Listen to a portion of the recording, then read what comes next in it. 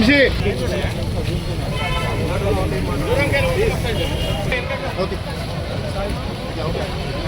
అన్న వెనక జరగాలి రిక్వెస్ట్ ఐ విల్ రిక్వెస్ట్ అక్క మీరు కూడా వెనక జరగాలి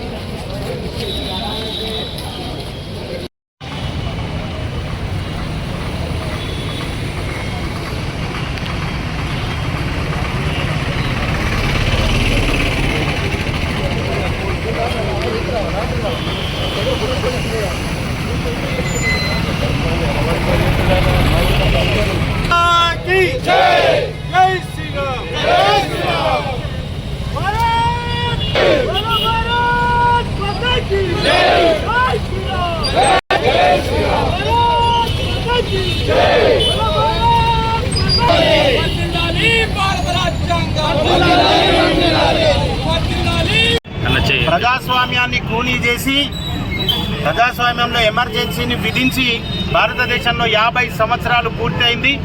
మరి ఆ రోజు ప్రజాస్వామ్యాన్ని కూనీ చేసిన వ్యక్తుల్లో మరి ఇందిరాగాంధీ గారు ప్రముఖులు. మరి వారు చేసిన కూనీ ఆ రోజు రాజ్యాంగం కూనీ, ప్రజాస్వామ్యం కూనీ అయింది. మరి ఆ రోజు ఎందరో మంది మన ప్రతిపక్ష నాయకులు ఎవరైతే ఉన్నారో వాళ్ళందరినీ జైళ్ళకు పంపి ఈ ఎమర్జెన్సీని విధించి ఈనాటి పత్రికా స్వేచ్ఛను కూడా వారు లేకుండా చేసి మరి అజ్ఞాతవాసంలో ఉన్న ఎంతోమంది పత్రికలు కానీ ఎంతోమంది వ్యక్తులు కానీ ఆ రోజు చేసిన కార్యక్రమానికి గాను ఈరోజు ఏదైతే 1975లో విధించిన ఎమర్జెన్సీ 21 నెలలు గాను ఆ 21 నెలలు గాను ఈ నిర్బంధం ఏదైతే ఈ నాయకత్వ నిర్బంధం ఉందో ఈ నియంతృత్వ ధోరణితోటి ఇందిరాగాంధీ గారు ఏదైతే ఎమర్జెన్సీని విధించారో ఆ రకంగా భారతదేశాన్ని ముప్పు తిప్పలు పెట్టిన వారు, ప్రజాస్వామ్యం లేకుండా చేసిన వారు ఈ రోజు రాజ్యాంగాన్ని సంకలో పెట్టుకొని రాజ్యాంగ పరిరక్షణ తిరుగుతున్నారు. మరి ఈరోజు ఈ కార్యక్రమంలో భాగంగా భారతీయ జనతా పార్టీ రాజన్న సిరిసిల్ల జిల్లా ఆధ్వర్యంలో మౌన ప్రదర్శన ఏదైతే ప్రజాస్వామ్యాన్ని మాట్లాడనీయకుండా కూనీ చేసినారో దానికి గాను మౌన ప్రదర్శన చేయడం జరిగింది. దానికి గాను ముఖ్య అతిథిగా మాజీ పార్లమెంటు సభ్యులు బూర నర్సాగౌడ్ గారు వచ్చారు కనుక దాని గురించి వారిని మాట్లాడవలసిందిగా కోరుతున్నారు. భారత్ మాతా కీ జై, భారత్ మాతా కీ జై, భారత్ మాతా కీ జై. రాజ్యాంగం వర్ధిల్లాలి, రాజ్యాంగం వర్ధిల్లాలి, రాజ్యాంగం వర్ధిల్లాలి, రాజ్యాంగం వర్ధిల్లాలి. ఈరోజు రాజ్యాంగ హత్యా దివాస్ అంటే రాజ్యాంగాన్ని చంపిన దినోత్సవంగా బీజేపీ తరఫున బీజేపీ జిల్లా అధ్యక్షులు గోపి గారు, అనేక మంది బీజేపీ నాయకులు, కార్యకర్తలు మరియు రాజ్యాంగాన్ని ప్రేమించే వ్యక్తులందరూ రాజ్యాంగాన్ని హత్య చేసి 50 సంవత్సరాల సందర్భంగా 25th జూన్ నాడు ఈరోజు గాంధీ చౌక్ వరకు మనం మౌన ప్రదర్శన చేయడం జరిగింది. ప్రధానంగా రోజు ఏంటంటే రాజ్యాంగం అత్యధికంగా మాట్లాడే రాహుల్ గాంధీ అసలు ఎట్లా ఉందంటే చంపిన వ్యక్తి మొదట వచ్చి సంతాపం తెలిసినట్లుంది. చంపిన వ్యక్తి, హత్య చేసినటువంటి వ్యక్తి మొదట వచ్చి సంతాపం తెలిసినట్లుంది.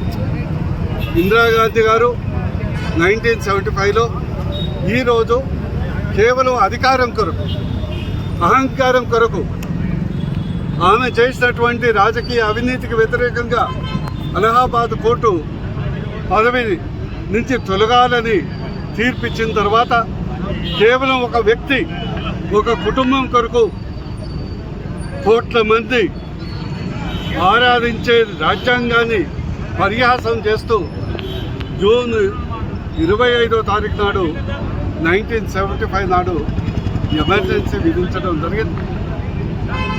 ఈ ఎమర్జెన్సీ ద్వారా రాజ్యాంగం అంటే త్రిశూలం లాంటిది, రాజ్యాంగం అంటే త్రిశూలం లాంటిది.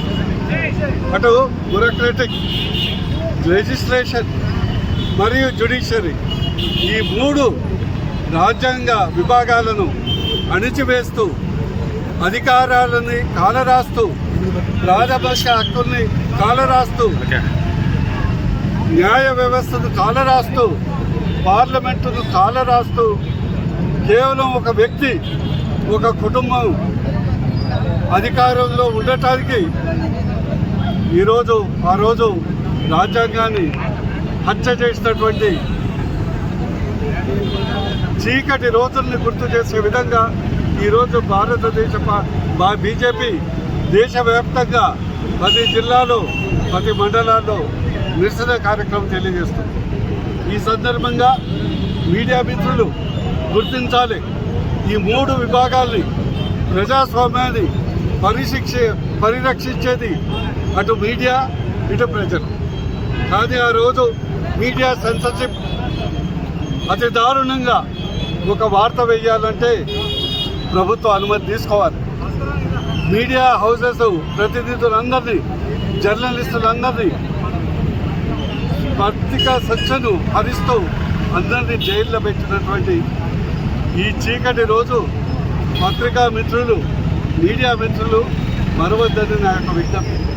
ఈరోజు మీరు మరోసారి గుర్తు తెచ్చుకోవాలి, 1975లో గుజరాత్ ప్రభుత్వాన్ని రద్దు చేస్తూ మొదటి ఈ రాజ్యాంగ హత్యలో భాగంగా తీసుకున్నటువంటి చర్య. అదేవిధంగా ఆ రోజు సంజయ్ గాంధీ మీ అందరికీ తెలుసు, గరీబీ హఠావని నినాదం ఇచ్చి ఢిల్లీలో తుకారాం గేట్ దగ్గర పేదలు ఉంటున్నారని, పేదల యొక్క చుక్కీలు ఉంటున్నాయని, పేదలను కాల్చి చంపినటువంటి దినం ఈ రాజ్యాంగ వ్యతిరేక దినోత్సవాన్ని సందర్భంగా తెలియజేస్తున్నాను. ఆ రోజు ఆర్టికల్ 352 ఏదైతే యుద్ధం సమయంలో, దేశంలో అలజడి సమయంలో, దేశంలో అరాచక శక్తులు ఉన్న సమయంలో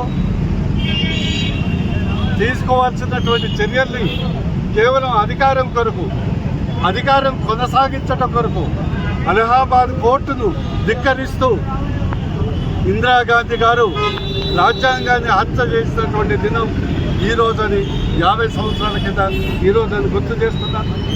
అదేవిధంగా ఆ రోజు అంబేద్కర్ గారు రాజ్యాంగంలో వ్యక్తి పూజ ఉండొద్దు, వ్యవస్థ పూజ ఉండాలి, వ్యక్తి పూజ ఉండొద్దు, వ్యవస్థ పూజ ఉండాలని వ్యక్తి పూజకు వ్యతిరేకంగా, డైనాస్టిక్ వ్యతిరేకంగా రాజ్యాంగాన్ని లిఖిస్తే దాన్ని కాలరాస్తూ కలికాలంలో ఒక కాలరాత్రిగా నిలిచిన రోజు ఈ రోజని సందర్భంగా తెలియజేస్తుంది.